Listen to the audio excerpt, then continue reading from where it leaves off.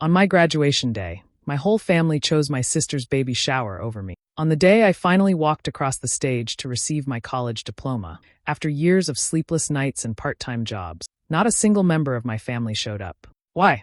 Because they were all celebrating my sister's baby shower. Stick with me while I share my story, and if it touches you, don't forget to support our channel by hitting that subscribe button, dropping a like, and sharing it with the people you care about. My name is Lena, I'm 22, and I was the first person in my family to graduate college. I'd been waiting for this day for years. I ironed my gown the night before, lined up my shoes by the door, and imagined my mom crying proud tears when I walked across that stage. I thought about my dad clapping, my grandma waving from the crowd, maybe even my sister Callie teasing me like she always did. But that morning, the messages started coming in, one after another. "Hey sweetie," Mom texted. "We're not going to make it today." Callie's baby shower ended up being the same day. "We're so sorry, honey. We'll celebrate another time." Then came Dad's. "You know your sister's expecting soon. This shower's kind of a big deal. We're proud of you, though." Even my grandma sent a short, "Wish I could be there, dear. We'll see pictures." My heart sank. I stared at my phone for a long time, reading their words over and over. A part of me thought it was some kind of joke. How could they all choose a baby shower, a party for a baby that isn't even born yet, over my graduation? I sat at the edge of my bed, my cap and gown hanging beside me. For a moment, I thought about skipping the ceremony altogether. What was the point if no one was there to see it? But then I looked at the mirror, at the tired, proud face staring back, and I decided I'd go anyway. I didn't go through 4 years of stress and debt to let their absence ruin this for me. When I got to the university hall, families filled every seat. People waved signs, held flowers, cheered as their kids walked up the stage. I tried not to look at the empty row with my name taped to it. That silence hit harder than any words could. Still, when my name was called, Lena Moore, Bachelor of Science, I walked tall. The lights were bright, the applause thundered around me, and for a split second, I pretended some of it was for me. After the ceremony, my best friend Noah hugged me and took a few photos. We laughed, but inside I felt hollow. When I opened my phone again, it buzzed with new notifications, all from the family group chat. There they were, smiling in pastel colors, holding tiny gifts and cake pops. My mom's caption read, "So proud of our Callie, glowing mama-to-be." Not a single mention of my graduation. Not one word. That was the moment something inside me changed. The pride I'd felt that morning turned to something colder, a quiet, steady kind of anger. That was the day I realized I'd always been second place in my own family. The sun was bright that morning, the kind that makes everything look too cheerful to match the way I felt inside. The campus was alive with noise, parents calling out names, children waving flags, camera flashes everywhere. I clutched my gown, trying to look like I belonged among the excitement. When I stepped into the auditorium, the air smelled of flowers and coffee. Every seat was filled with proud faces, families dressed in their best clothes, holding signs that said things like, "We're proud of you, Sam," and "You did it, Emily." I searched for a familiar face in the crowd, scanning each row with a quiet, desperate hope I hadn't wanted to admit I still had. But my row of seats stayed empty, 6 chairs in a perfect line of nothing. I forced a small smile and sat down. People around me laughed, hugged, and took selfies with their family. A woman next to me leaned over and whispered, "Your family running late?"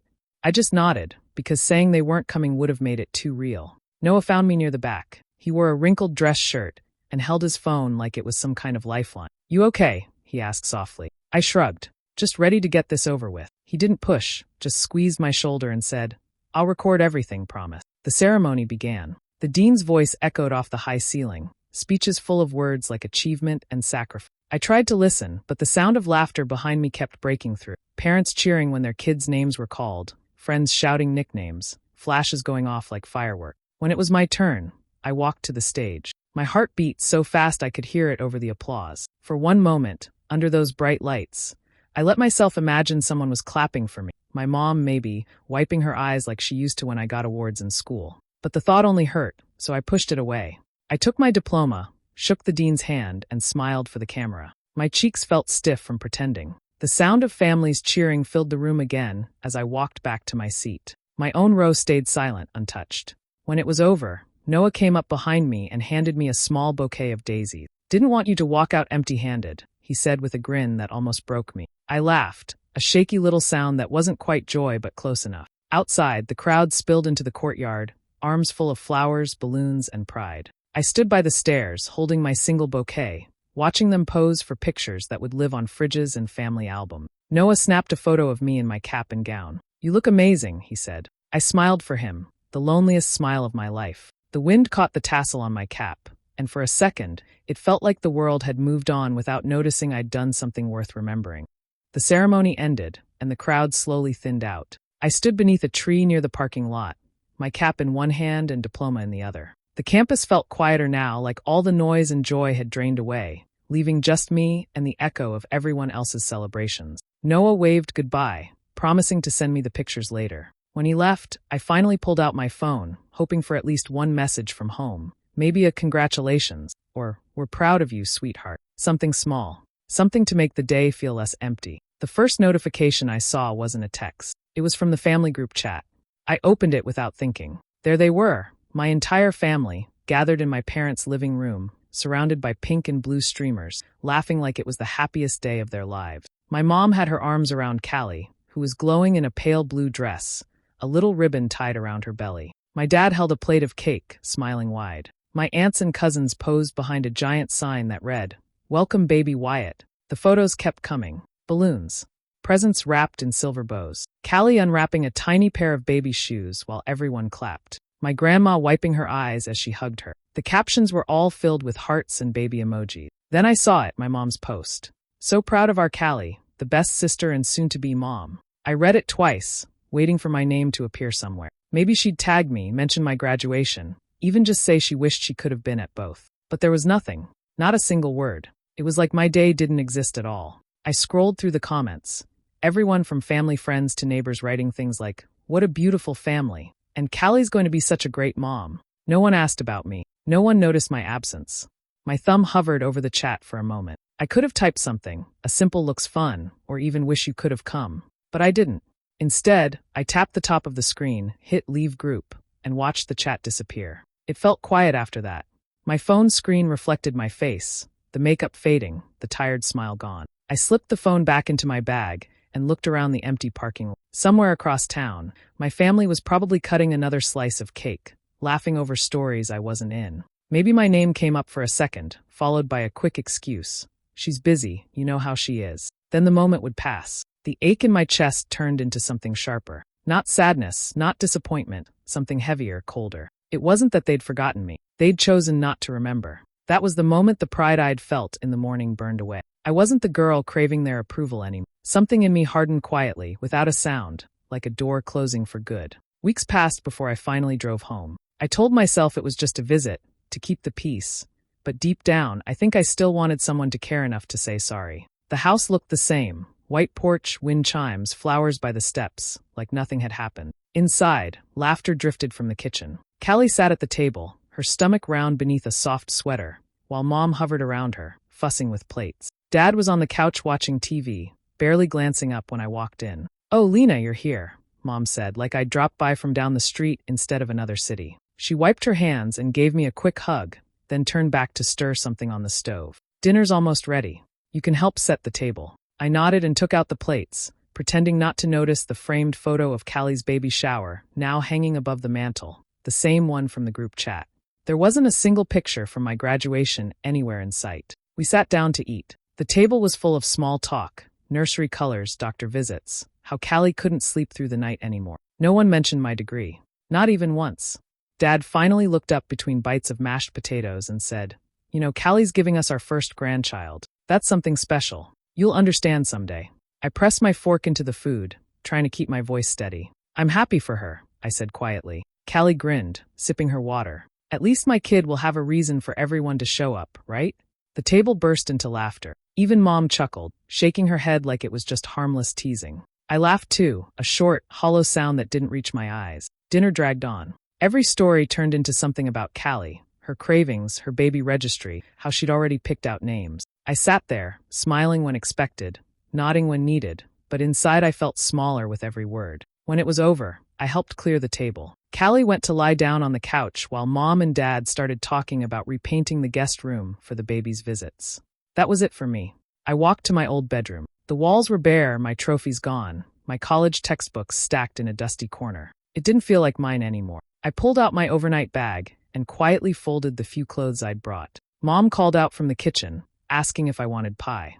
I didn't answer. I zipped my bag, slung it over my shoulder, and slipped out the front door. The night air was cold, and the sound of their laughter carried faintly through the windows. I sat in my car for a long time before starting the engine. My eyes burned, but no tears came. I gripped the steering wheel and whispered to myself, "They'll never see me cry again." Then I drove away, leaving the porch light glowing behind me like it was meant for someone else.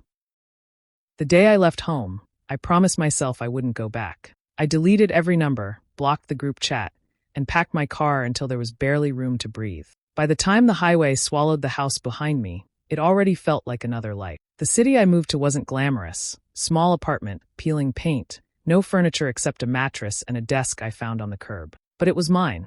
No one there knew my family, my sister, or the empty seats at my graduation. I could finally start over without their shadows hanging over me. I threw myself into work. I took a job as an assistant at a marketing firm, the kind where everyone else seemed to know someone important. I didn't. I worked late, volunteered for extra projects, and learned everything I could. My boss noticed, and for the first time in my life, the praise I got wasn't tied to someone else's achievement. Weeks turned into months. My paycheck got a little bigger. I traded the old hand-me-down car for one that actually started every morning. I bought real dishes, a secondhand couch, and hung my diploma on the wall. Not for them, but for me. 3 years passed before I realized how far I'd come. I'd been promoted twice, had savings in the bank, and no one could take credit for any of it. I started sleeping better. The silence that used to sting began to feel peaceful. Sometimes, though, the past found small ways to reach me. A coworker would mention seeing my mom at a store, or an old neighbor would bring up Callie's growing family. Apparently, she had 2 kids now. The perfect little home, matching holiday sweaters, smiling photos in front of a Christmas tree. Every detail sounded rehearsed, like my family's version of happiness was a performance they never stopped putting on. I'd scroll past pictures mutual friends shared online. There was my mom, beaming as she held her grandkids, my dad building a playhouse in the backyard, Callie with that same proud smile she'd worn at her baby shower. They looked complete, like I'd never existed at all. Once, at a work dinner, someone mentioned seeing my mother at a local fair. She was talking about her daughter, the one with the little one, said she's always been so close to her. I smiled politely, pretending it didn't sting. The woman went on. I asked if you were related, but she said, "Lena's always been distant." That word, distant, stuck with me the whole night. It wasn't true.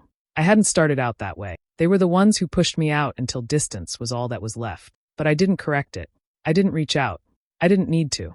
Every new step I took, every quiet victory, was a kind of revenge they'd never see coming, the kind that didn't need shouting. By the 4th year, my silence became its own kind of power. They had chosen to forget me, and I had finally learned how to live without needing to be remembered. The envelope showed up on a Tuesday, tucked between bills and a grocery flyer. My name was written in looping silver ink, the kind of handwriting that always looked too perfect to be real. I knew before opening it who it was from. Inside, a cream-colored card shimmered under the light. Callie Harper and Daniel Reeves joyfully invite you to celebrate their wedding. At the bottom, in smaller print, a note written by hand. It would mean a lot if you came. I stared at those words until they blurred. 3 years of silence, and now she wanted me there, as if nothing had happened. No apology, no acknowledgement, just a casual invitation, like we'd spoken last week. I placed the card on the counter and walked away, but it followed me in thought all night. I tried to convince myself not to go. I owed her nothing, but curiosity has a cruel way of whispering louder than reason.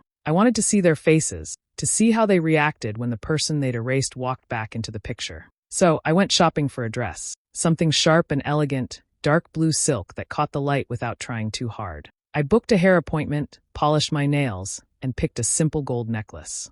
If I was going to stand in that room again, I'd do it looking like the version of myself they never believed I could become. The wedding was held at a vineyard just outside town. White tents, fairy lights, music floating through the air. Rows of polished tables lined the grass, filled with people in pastel dresses and crisp suits. It looked perfect, almost painfully so. When I arrived, heads turned. For a second, I could feel the pause ripple through the crowd, a small hush of recognition. My mother froze mid-conversation, holding a glass of champagne. My father blinked like he was seeing a ghost. Callie was across the lawn, bouquet in hand, her smile faltering when our eyes met. "Lena," she said when she reached me, voice light but unsure. "You came." "I got the invitation," I said simply. She nodded, her eyes flicking over me. The dress, the heels, the way I held myself. "You look nice." "You too," I replied, though my tone didn't bother pretending warm. The ceremony began soon after. I took a seat near the back, watching her walk down the aisle to a man I didn't know. Everyone clapped and wiped tears when they exchanged vows. I didn't. My face stayed calm, unreadable. During the reception, my parents approached awkwardly. Mom smiled too wide, as if that could erase the years. "We're glad you made it," she said. Dad added, "It's good to see you doing well." For once, I didn't shrink or soften. I met their eyes and said, "I am doing well." Their smiles faltered just a little. For the first time in my life, I wasn't the one standing in the corner, invisible. I wasn't the forgotten daughter anymore. That night, under strings of golden lights and fake laughter, I realized they couldn't look past what I had become, proof that I'd never needed them to shine. The reception glittered under soft golden light. Music floated through the air, glasses clinked, and people laughed like they'd known happiness their whole lives. I sat at a round table near the dance floor, my untouched drink catching the reflections from the chandelier above. Dinner plates were cleared, and Callie's new husband, Daniel, stood up with a microphone. His voice carried easily, confident and smooth. "I just want to take a moment to thank our incredible families," he said, his arm wrapped around Callie's waist. "We're so lucky to have the most loving, supportive people by our side tonight." The guests clapped. I pressed my fingers against the rim of my glass, holding back a bitter laugh. "The most loving family." The words hung in the air like perfume, sweet but suffocating. Daniel passed the microphone to Callie, who beamed, glowing with the kind of pride that used to make everyone else in the room orbit her. "Before we get back to dancing," she said, "I'd like to ask my sister to say a few words." "Lena, you don't mind, do you?" For a split second, every pair of eyes turned toward me. I hadn't planned to speak. I could have said no. But something in me stirred, calm, deliberate. I stood, smoothed the skirt of my dress, and took the microphone. "Of course not," I said, smiling. "I'd be honored." The room quieted. I looked around at the faces, my parents, my grandparents, the same people who had filled a baby shower instead of a graduation hall. My voice came out steady, softer than I expected. "I'm so happy for you both," I began. "Callie, you look beautiful tonight. And Daniel, thank you for making my sister smile like that." I paused, letting the warmth linger. Family is a special thing. It's what we lean on when life gets hard, what we celebrate when things go right. I saw Mom relax, Dad nod. They didn't hear what was coming yet. "When I think about family," I continued, "I think about the moments that define us, the big milestones, the days we wait our whole lives for. You never forget who shows up for you on those days." The air in the room shifted. Callie's smile tightened. "Some celebrations happen once," I said, eyes sweeping across the crowd. "And when the people you love choose to be somewhere else, you realize that sometimes love is conditional, that sometimes it's not shared equally between sisters." No one spoke. The silence was heavy, stretching between the clink of silverware and the hum of the lights. I smiled again, calm, polite, untouchable. But today isn't about that. It's about two people starting something new. So here's to the bride and groom. May you always show up for each other, even when it's inconvenient. I raised my glass. A few guests hesitated before joining in the toast. Callie's face had gone pale. Daniel's smile wavered. My mother looked down at her plate. I handed back the microphone and returned to my seat, the sound of quiet forks against porcelain filling the space where applause should have been. The silence that followed was louder than any speech I could have planned. The night air felt heavy when I stepped out of the reception tent. Laughter still drifted from inside, but it sounded thinner now, forced. I walked across the gravel path toward my car, heels clicking like a metronome in the quiet. The vineyard stretched behind me in rows of silver under the moonlight. I didn't look back. My purse buzzed before I even reached the driver's seat. Then again, and again, I unlocked the phone. Dozens of notifications, the screen lighting up with familiar names I hadn't seen in years. The first message came from Mom. "Lena, how could you do that?" Another followed seconds later. "You embarrassed your sister in front of everyone. That was cruel." Dad's text arrived next. "You didn't have to bring up the past. You could have let her have her day." Then there were the cousins, the aunts, the predictable chorus of opinion. "That speech wasn't fair. You've changed. What happened to you?" I scrolled past all of them until one message caught my eye. It was from Callie. Just one sentence. "I didn't think you still hated me." I sat in the driver's seat, staring at her words. My hands trembled, not from anger, from the weight of everything left unsaid. I could have written paragraphs. I could have told her how I waited for years for a simple, "I'm sorry," how every empty chair and quiet dinner had carved something hollow inside me. But I didn't. Instead, I typed 6 words. "Now you know how it feels." I hit send. The screen stayed still for a moment before another wave of messages started pouring in. Mom again, longer this time, full of guilt wrapped in blame. "You've always been dramatic, Lena. This isn't about you. You need to grow up and let things go." A part of me wanted to laugh. The same woman who skipped my graduation for cupcakes and pastel decorations was now lecturing me about maturity. I closed the message thread. My phone buzzed again, a final attempt from Dad. "You hurt her tonight. She's crying." I whispered to the empty car. So did I. Then, without hesitation, I opened my contact list. One by one, I blocked them all. Mom, Dad, Callie, the cousins, every number tied to that old version of my life. The screen dimmed, finally quiet. I sat there a while longer, the night pressing against the windows. The vineyard lights flickered faintly in the distance, the sound of music growing softer until it was gone. When I started the car, the headlights cut through the darkness. For the first time, the silence didn't sting. It felt earned, like breathing after holding it for too long. As I drove down the winding road away from the wedding, I didn't feel guilt or regret or anger anymore. Just clarity. They had called it ruining her day. I called it balance. Months slipped by quietly, marked only by the steady rhythm of my own life. Mornings began with coffee on the balcony, the city humming awake beneath me. Work filled my days, but not the way it used to. I had moved up again, a new office, a view that stretched over the skyline, a small plaque with my name on it. It wasn't just success. It was stability, the kind that didn't depend on anyone's approval. I bought a small house at the edge of town, nothing fancy, just enough space for peace. The first night I slept there, the walls were bare, the air smelled of new paint, and the quiet felt good. There was no laughter echoing from another room, no one asking questions or making comparisons, just stillness, honest and mine. Weekends became a pattern of small joys, farmers' markets, long drives, dinners with friends who actually listened. Sometimes I'd catch myself waiting for a call that never came, but even that ache dulled over time. The part of me that once longed to be seen had learned to rest. One evening, after a long day at work, I found an envelope in my mailbox. My name written in familiar cursive stopped me cold. There was no return address, but I knew instantly who it was from. I stood in the kitchen holding it, my thumb tracing the edge of the paper. For a long time, I didn't open it. Then curiosity, or maybe something gentler, finally won. Inside was a handwritten letter. Callie's words filled the page in uneven lines, some smudged as though she'd hesitated. Lena, I've thought about that night a lot.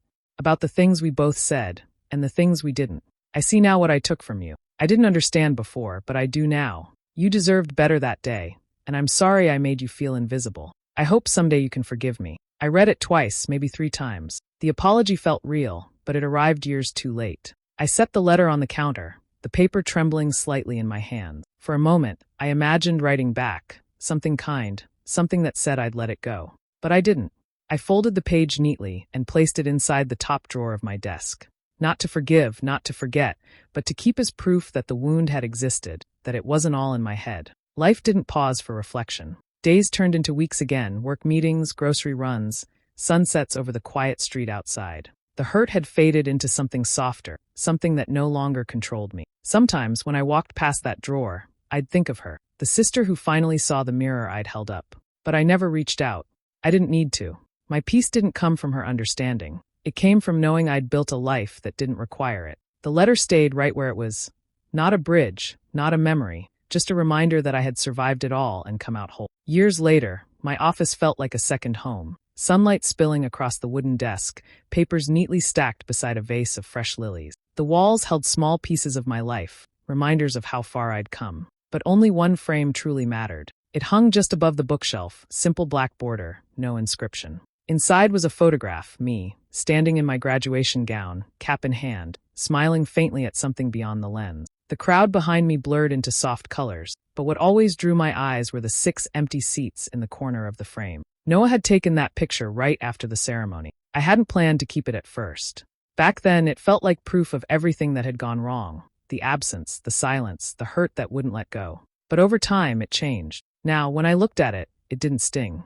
It felt clean, almost peaceful. The office door opened, and my assistant poked her head in. "They're ready for you in the conference room," she said. "Give me a minute," I replied. She smiled and left. I turned back to the picture, studying the expression I barely recognized. Younger, more fragile, but still standing there, alone and proud. The moment had once felt like the loneliest of my life, yet it had become the foundation of everything that came after. That photograph reminded me what solitude can build. Strength without noise, success without witnesses. The girl in that image had thought being forgotten was the worst thing that could happen. She didn't know that being overlooked would free her. Outside, the city buzzed below, cars threading through the streets like veins of light. I straightened my jacket, grabbed my folder, and paused one last time to glance at the frame. The empty chairs no longer looked sad.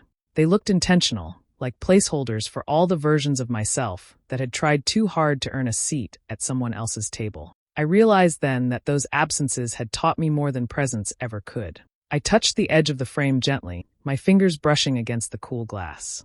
"Thank you," I whispered, not to anyone, just to the quiet itself. The clock on the wall ticked softly. I turned off the lamp, leaving the office washed in golden afternoon light. As I stepped into the hallway, the sound of my heels echoed, steady and certain. Behind me, the photograph stayed in its place. Not a wound, not a symbol of loss, but a quiet promise I'd kept to myself. Some memories fade, others evolve. That image didn't fade. It became a mirror, reflecting not who I was, but who I had grown into. The girl who once smiled through disappointment had learned that not every empty seat means abandonment. Sometimes it means space, room to become someone stronger, someone unshaken. That empty space was never the absence of love. It was the beginning of freedom. Do you think I did the right thing by walking away from my family, or should I have given them another chance? Let me know your thoughts in the comments, and don't forget to subscribe for more stories like this.